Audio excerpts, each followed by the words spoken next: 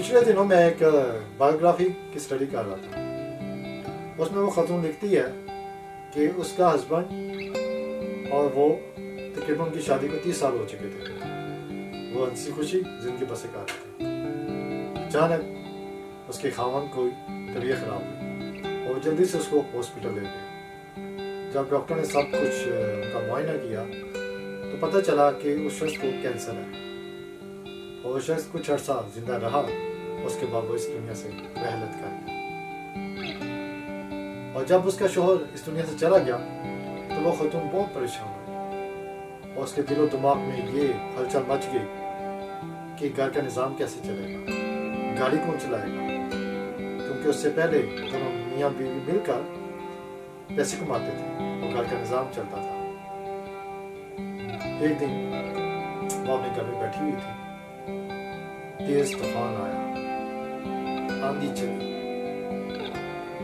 ہوا تیز چلی اور اس کے ساتھ پتے اڑنے لگے.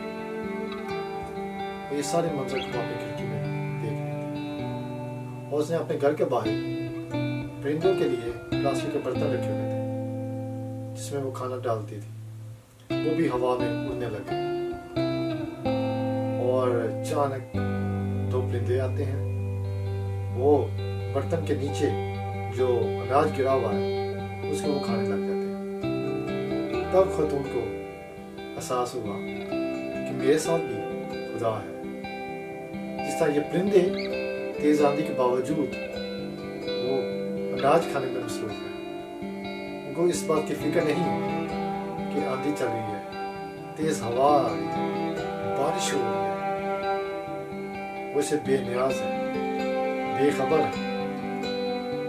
اور اس خاتون کو بھی احساس ہوا چاہے میں دکھ میں ہوں, تکلیف میں ہوں, میری زندگی میں بہت ساری طوفان غم کے چل رہے ہیں, بہت ساری ہوائیں چل رہی ہیں دکھوں کی, تکلیفوں کی.